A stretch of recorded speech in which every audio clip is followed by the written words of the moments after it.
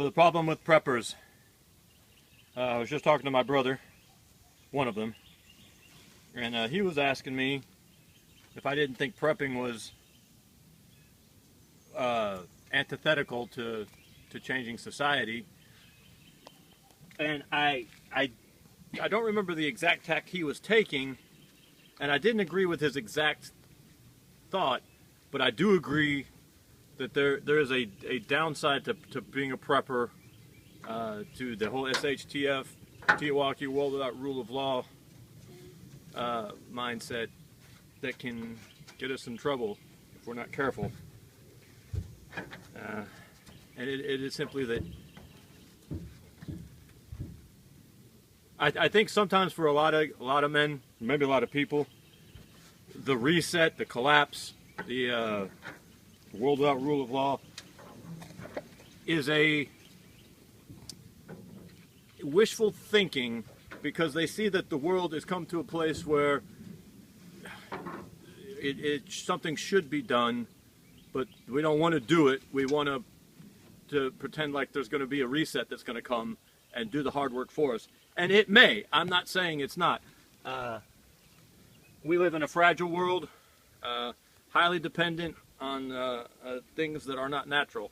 You know, the power grid and refrigeration and, you know, antibiotics and all these things are truly fragile, and our world very much depends on them. GPS satellites, you know, internet, ATMs, cell phones, all these things could go away. They're truly. I am not kidding when I say there could be a collapse. It could all just be gone tomorrow.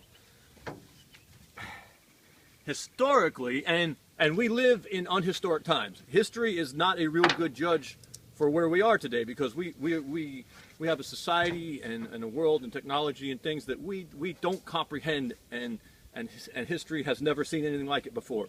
So we can't necessarily look to history to be a good guide for where we are today. However, historically, resets, collapses have been vanishingly rare. I mean, so vanishingly rare that there's only one, and you really have to argue about whether or not it was a reset.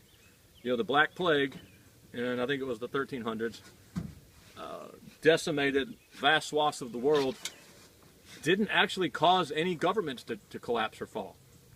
The same governments that came into the Black Plague came out the other side. The same societal systems. There were changes, there were drastic changes, but it wasn't like the whole world began over. And there's estimates that say like maybe 50% of some places, of the people in some places, were dead, were gone. That's the closest we've come historically. Now I know there's really smart people who say that, you know, this time is different. You know, we're talking about maybe losing 90% of the population, all of the infrastructure, you know, cars, trucks, tractors, large-scale industrial food production. All of those things are vulnerable and could go. What I worry about, and I think what my brother was sort of talking about, was, are we disengaging too completely? We want to be able to live without the current world, but the current world is still here with us, you know, and it still has drastic effects on our daily, our lives by the minute. I mean, by the minute, it has drastic effects on our lives. And I think a lot of us, not a lot of us, some of us have given up too soon for the wrong reasons. Now, there's people who've given up for the right reasons. There's people who've said the things have gone so far that I can no longer, with a clear conscience, be involved. I disagree, but I can see the logic. And I can see the reasoning. That damn dog just walked all over my onions. There are people who have disengaged because they say, oh, the reset's coming. I'm going to tell you a funny story here in a minute, and it's on myself. The reset's coming. I don't have to do anything. You know, the EMP is going to hit the grand solar minimum, you know, the mini ice age, whatever it is, North Korea satellites are going to hit, and it's all going to be reset, so it doesn't matter anyway. When I was a kid, and I didn't really believe this, I don't know why I did this. I was in 9th grade for the first time. I enjoyed 9th grade. I was pretty articulate, and everyone felt like I could be performing more than I was, as evidenced by the fact that I was in the 9th grade more than once. And the teacher pulled me outside in the hall one time and really got, you know, this happened more than once. But this particular teacher did it this one time where she got real sincere and really concerned and just really wanted to know, why, Zach? Why are you such a waste of a decent mind? Because I really was a waste of a decent mind. The educational system would have been much better if I'd been kicked out in the 8th grade and made to go get a job, because I was a total waste of a desk. Anyway, and I was angry. I don't know what I did, but I looked at her and I said something I didn't really believe. I said, it doesn't matter anyway. Jesus is coming back. I'll never even grow up.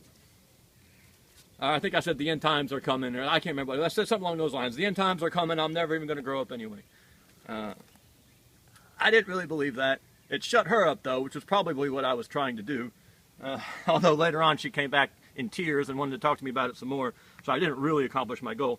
But I was failing her class because I wouldn't do the work and all that stuff. I think lots of times some of us as preppers were saying this, well, the collapse is coming, I don't need to worry about the world around me. And I, sir, completely disagree with you, and I would respectfully, I don't know if I'm respectably being respectful, but I'm being respectful, submit to you that even if the collapse comes, the world will still be around you on some level, and on some level you have to engage it.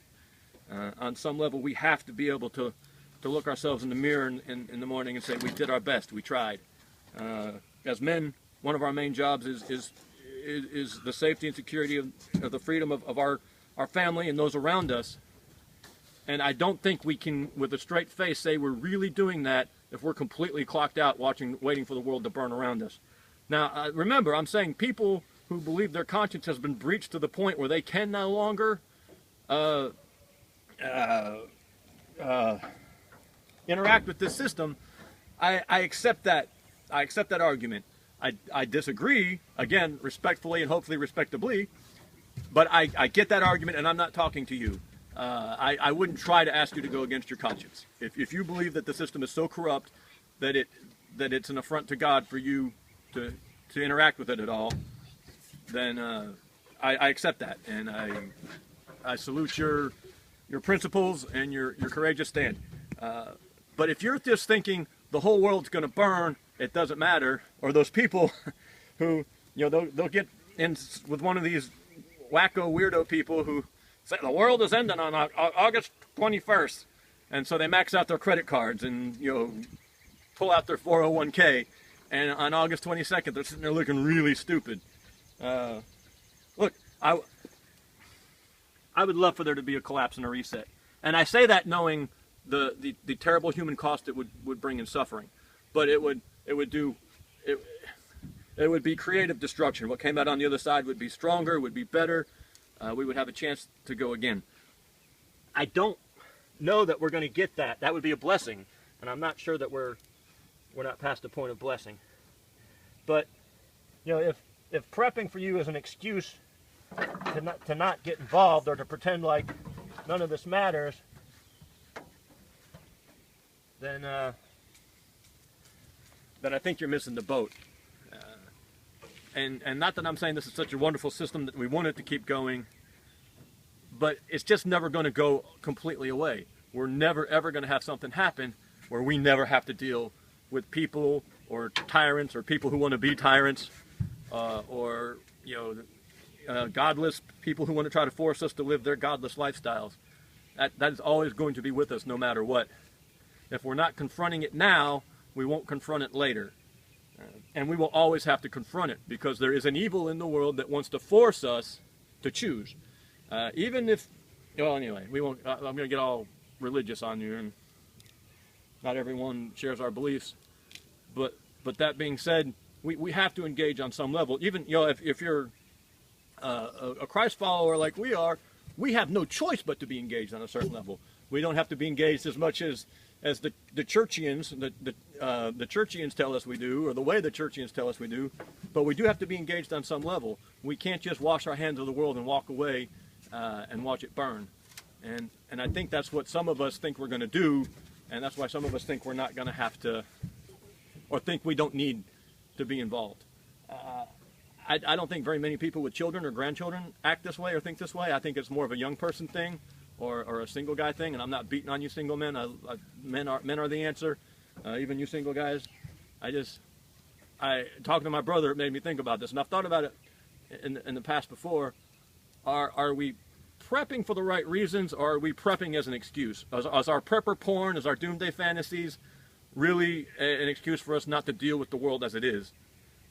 Anyway, if you're still with me at this point, you're probably one of our friends, and I'll go ahead and throw this out there. Might be a little light on the content coming up for the next couple weeks. We got a new baby coming on the way. I'm way behind in the garden. There's just a lot that's about to be going on, and I'm already a terrible time manager. I will probably do a little video about this, though, separate. But there you go, man. If this isn't you, ignore it. Or if it makes you angry, go ahead and let me know. But I think we have to do the right things for the right reasons. Being prepared, being a prepper, is the right thing.